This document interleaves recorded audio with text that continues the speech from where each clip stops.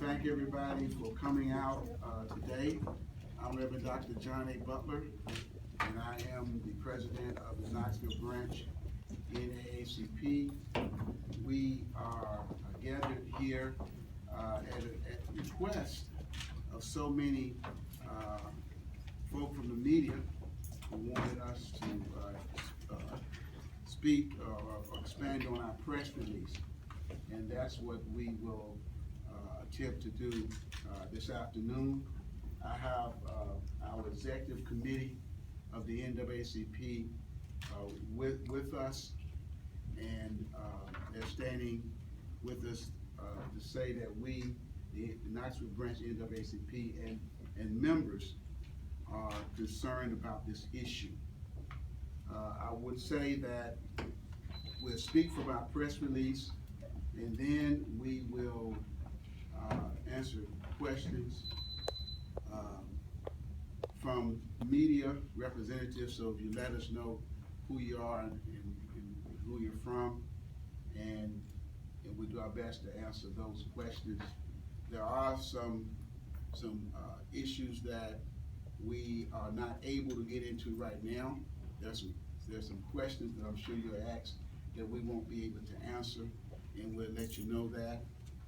And also, today and in the future, I will be the one who will be speaking on behalf of the NAACP and answering any questions about this issue or any others concerning the Knoxville branch. And so my contact information is on the press release. If you need it, we can make that available. The NAACP Knoxville branch, on November 13th, 2015, requested that the U.S. Department of Education Office of Civil Rights investigate concerns that we had concerning the discriminated use of the capital campaign funds for new school construction by Knox County schools. And based on information that we received and research that we have done, we determined that it very well could have an unjustified adverse effect, a disparity impact on students based on race and national origin.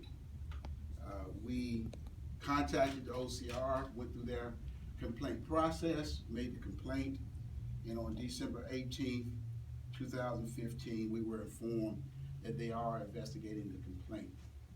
It is our understanding that the Knox County schools have been notified, and from November 18th, they had 15 days to respond.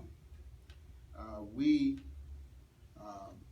made this complaint on behalf of our membership and our community, those who have spoke to us and had concerns about this.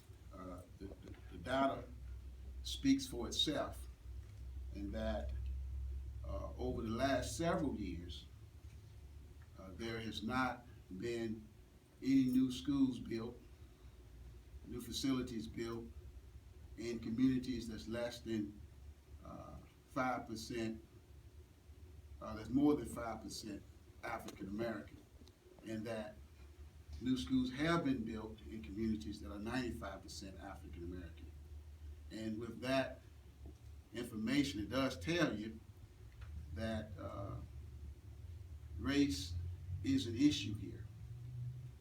We also are concerned about when new buildings are built, how that affect our community in terms of what schools we will attend, and whether or not it leads back to segregation. We know that separate but equal has never worked. And so we feel like that when you have this type of activity where schools are built in parts of a community and not built in another part of the community, that speaks to separate and unequal. So we have those concerns. We don't have a concern against any community in Knoxville, not against the Gibbs community. Our community, like the Gibbs community, want to have good community schools. We want to have our students able to go to schools where the parents can get to. All of our parents don't have transportation, so when you bus our kids, you busing our parents. But we have lived with it. The 1991 plan that spoke to the Gibbs issue spoke to the Knox County issue. And Gibbs' situation was not the only situation that was addressed. Rue High School was closed. So there's a lot of things that happened in 1991, and Gibbs' situation is not the only one. In fact, I understand that there was a new Gibbs Elementary School built around 2002 or 2003, and Holston Middle School was not rebuilt. It was added on to it. As a result of that, you have that busing issue. So we're not mad at anybody, but we are upset about the equity issue of our community, of our Knox County schools. As I have heard more than one parent say, we pay taxes too. So with that said, we're going to continue to go through the process of the OCR investigation and look forward to remediation of this matter. And so we'll open it up to questions. And if you let me know who you are. Yes, ma'am. Hi, I'm Becca Habiger with WBIRPD. Gibbs parents are saying, you know, in our minds, it's not a matter of race, it's just that our kids are spending more than an hour on buses every day going to and from Holston Middle School. What's your response to their complaints about bus time like that? I can't speak to the frustrations of the Gibbs community.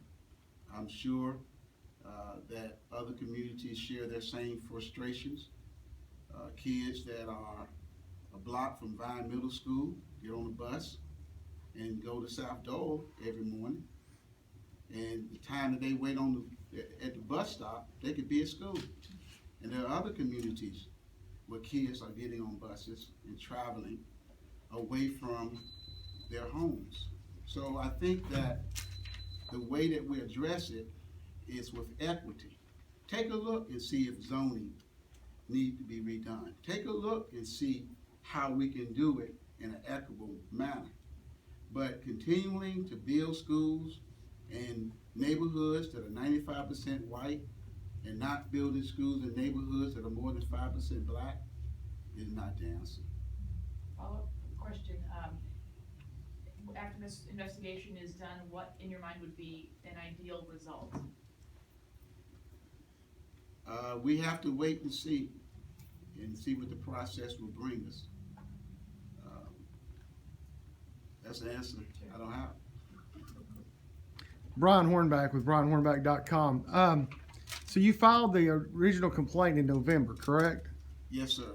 I understand that Knox County is in the process of they've already shortlisted the contractor and the architect for both Gibbs Middle and Hardin Valley Middle.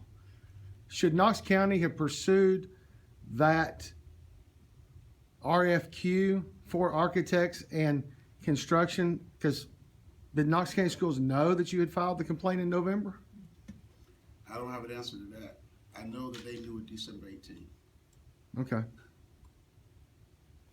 Yes, ma'am. Lydia McCoy, News Sentinel. Backing up a little bit, you mentioned in your comments that you heard from a number of individuals about filing this complaint. You know, during this process, we've heard from a lot of people who have talked about the effects from 1991, the effects of putting the school back, concerns they had, and a potential of a complaint like this being filed.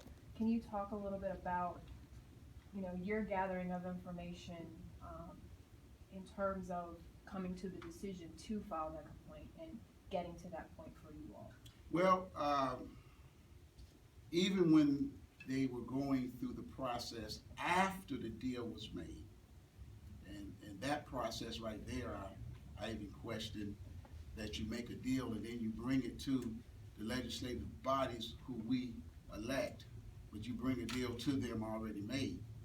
But after that deal was made, we have County Commissioner from District 1 who said publicly these concerns, shared these with the board. They voted anyway. And you had the county commission, the school board member from this community who represents this community, represents the hosting community, shared the same type of concerns. And they seem to have fallen on deaf ears. So we also heard from parents, we heard from pastors, we've heard from community leaders. And so at this point, we felt like that we needed to have the Office of Civil Rights look at and ask the question, is this the way it's supposed to be done? Yes, sir. Stephen Powell with WBLT. Were there any steps taken before this with Knox County to try to address this with the school district before trying to get an investigation from the Department of Education? The steps that were taken was, my understanding, based on what I've read in the newspaper and see on the news, is that the county mayor and the superintendent made a deal. County commissioners voted to approve it, and the school board voted to do it. That was what they did. Our opportunity to speak to it was spoken to at their meetings. Once they approve it, what do? We file a complaint. That's the next step. Yes, sir. Yes, ma'am. Haley from WATE. You speak a lot about data and the research that you guys have done and the numbers. Where is that coming from? It's coming from what the Knox County schools and what the Knox County government has put out. We're using their data. They did the studies, they did the surveys. It said that this school was not needed. I mean the data that shows that schools are only being built in communities that are 95% white and they're not being, is that? Look at the population of the communities where the schools are built. I'm just wondering what sources you use. You can so look that we can- at the population data on the Knox County site, Knox County School site, U.S. Census site. Everywhere that you have a population demographics of communities, you'll see. It's just there. It's black and white. You see where the school is built. You see what the percentage of races in the community. KGIS.org. Thank you. I have another question. Yes, ma'am.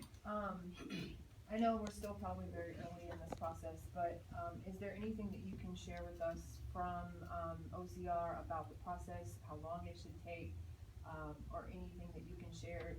The OCR can answer that better than I can. So I would say direct your questions towards them on their process because it's new to me, so I'm sure I would not get it fully correct. They're better at that than I am. They've told us our part, and we've done our part. Now we gotta wait for them to do their part.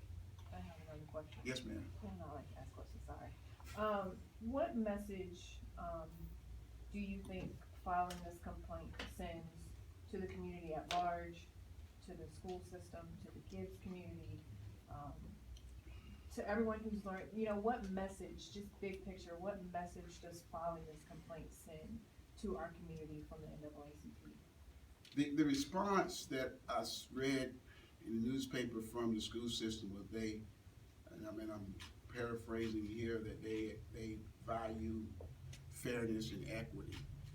And so we want a community that values fairness and equity, and that fairness and equity should be demonstrated in outcomes.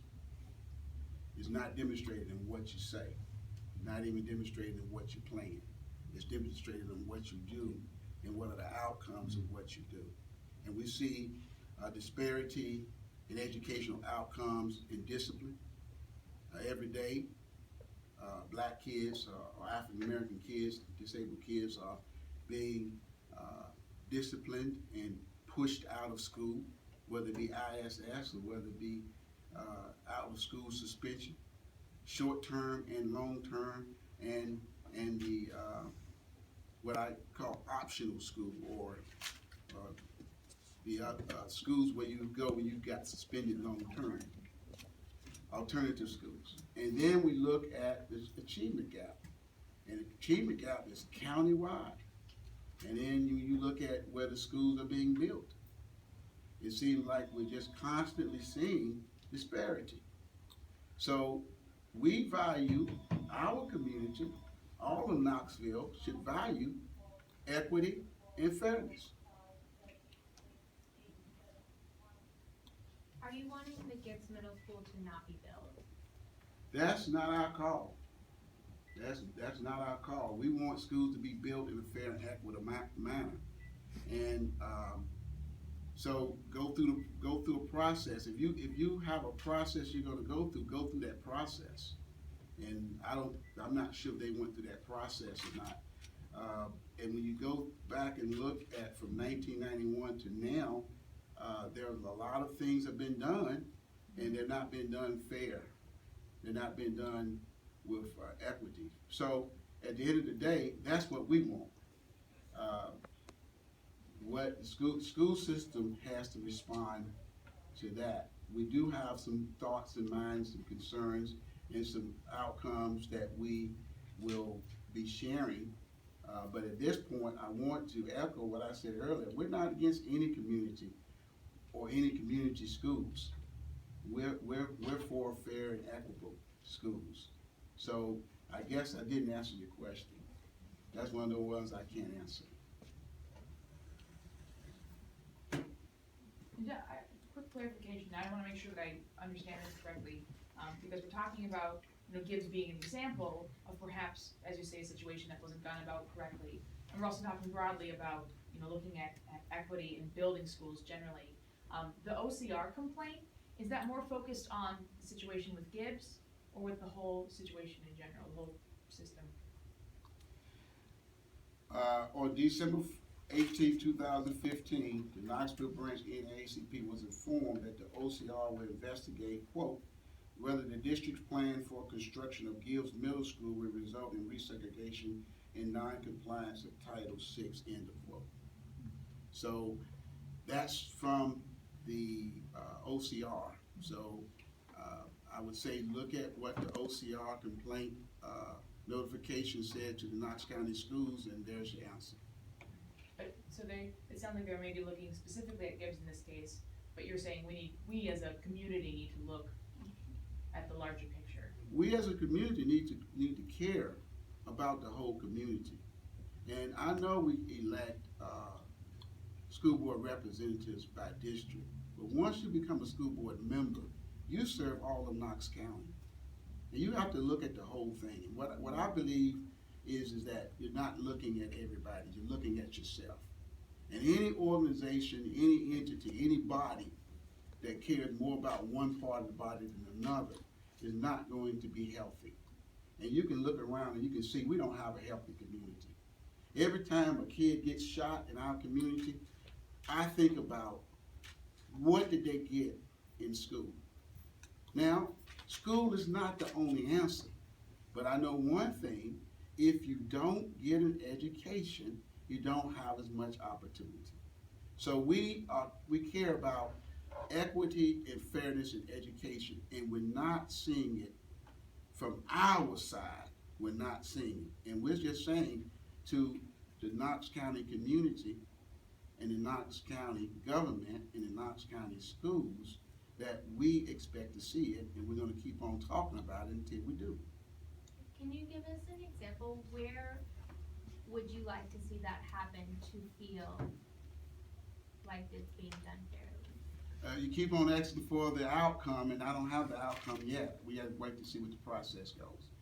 We have to go through the process, and as we go through the process, we'll be able to determine what that is. And so that may be press conference in a few weeks or a few months. We don't know what this process is as of yet, so we don't have that. Yes, sir. Brandon Rook here with WATE. You mentioned that community members and pastors and parents came up to you about this issue as far as the building of new buildings. How long ago before November 13th? Like how many times did people come up to you guys mentioning their issue with the the building of schools in white communities and not black communities before you guys decided to request the Office of Civil Rights to look into this matter? We've been talking about issues of equity and fairness for the last 3 years. We've been meeting, we've been talking about issues of equity and fairness in all aspects of our community. In July timeframe, when both boards approved this, is when we began to talk specifically about this issue. We began to talk about what has happened, what needs to happen, and what do we need to do to help make it happen. So the Office of Civil Rights received it November 18th. Well, if there's not any other questions, what we said was we'd come, we'd share, we'd answer what questions we can. We're going to continue to work with the Knox County schools. We're going to continue to work with Knox County government. We're going to continue to work with entities that can make a difference in our community. We don't even mind working with the Gibbs community. We'll work with anyone who's willing to work with us on equity and fairness. And so we want to ensure that when we file a concern or a complaint, it does not mean we're going to stop working with folk. We're still going to work. And we're still going to try to get the best we can out of our community. And we're not against anybody. We are against unfairness. We are against policies that do not bring equity to us or anyone else. And since we're so close to MLK Day, I end with this. Injustice anywhere is injustice everywhere. Thank you. Have a nice day. I'm sorry. Thank you so much. That's why we have vice presidents. We do have some membership forms here for those who want to become members of the NAACP, and even media can become members of the NAACP. $30 a year for membership, and we do have our meetings are the first Thursday. Our membership meetings are the first Thursday of every month at 6 p.m. to 7 p.m. at Beck Cultural Exchange Center. Yes, ma'am. Will you introduce your board? I'm gonna have them introduce themselves, and the reason is because my memory is not as good as it used to be. Oh, now. I remember the one on the end because that's my lifetime bucket. You better. First Vice President, Deborah Porter. Second Vice President, Regent Elijah Bowman. Secretary, Cynthia Finch. Membership Chair, Lance McCoy. And Jim Session, Reverend Dr. James Session, is our labor chair. That's Louise right there. Louise is in. Louise, Yes, Lauren Louise. Floor is our, help me out, Climate and Control, Climate Justice Committee. Climate Justice Committee Chair. So thank you very much. Thank you so much, Lydia.